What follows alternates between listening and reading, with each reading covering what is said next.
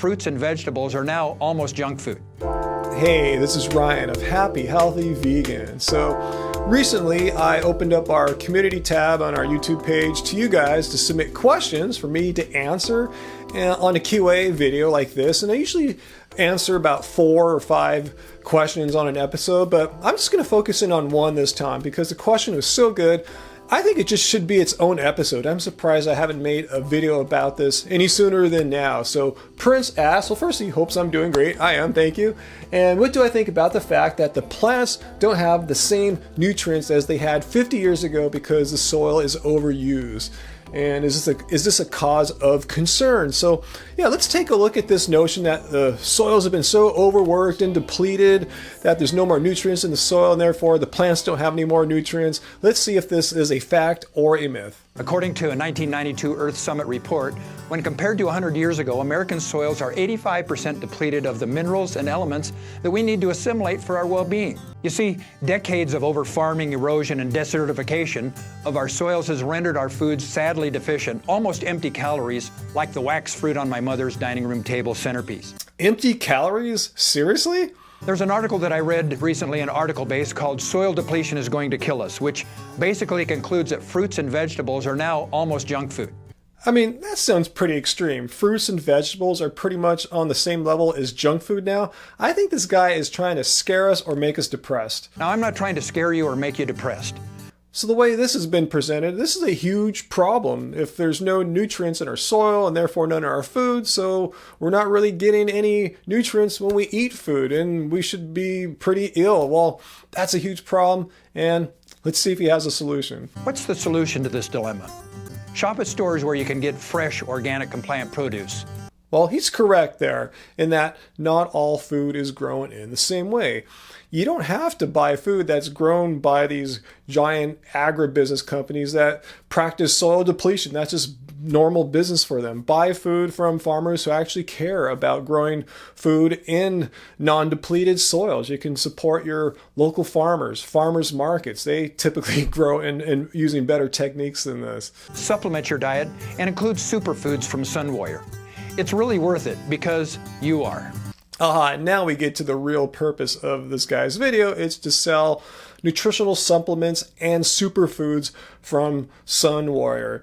He presents the problem. There's no nutrients in the soil, therefore no nutrients in the food. So the only way to get your nutrients is to buy some kind of supplementation products and superfoods. And I'm not picking on Sun Warrior here. I've heard this argument come from many supplement companies. So it makes me a little suspicious, not saying they're wrong, but it makes me a little suspicious of their claims.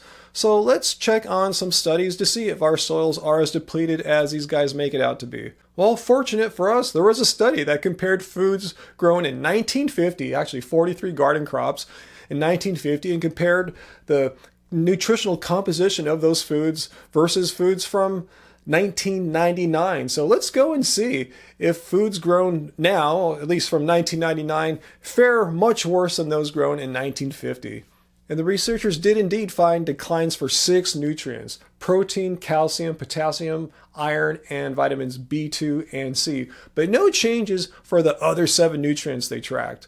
So are these supplement companies right that modern farming practices are so bad that we're losing the nutrients in our soil and our food? Well, not so fast. The researchers felt there was a better explanation for the decline in those 6 nutrients. They said any real declines are generally most easily explained by changes in cultivated varieties.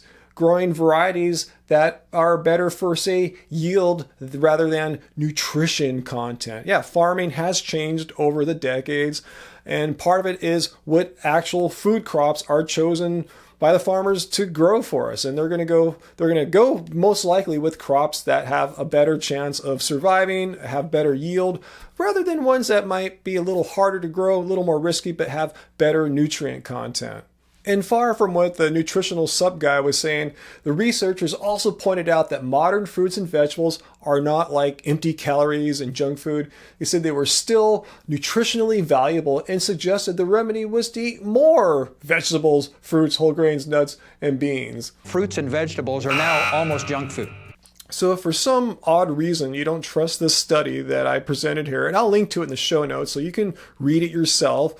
I mean, you can just fact check these claims made by the supplement guys that, plants, fruits and vegetables of today are void of nutrients. They're like empty calories on the same level as junk food. Well, just go to a site like Chronometer and enter in your favorite whole food plant, and it's not going to come back with null values for all the vitamins and minerals. There's still plenty of vitamins and minerals in whole food plants. And if that were not true, I should be dead now, because I don't take any supplements. I haven't pretty much for the whole time I've been vegan, except for vitamin B12, which I believe every vegan and non-vegan should take. So where am I getting all my nutritional needs met? It's coming from eating plants. So anyway, leave your questions and comments down below.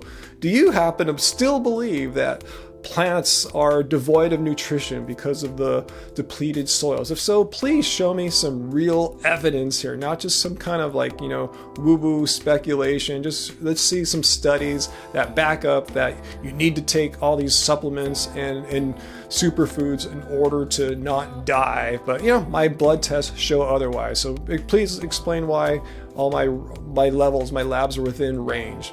Anyway, leave your questions and comments down below. Until next time, as we do here, let's keep it carb, baby, keep it carb.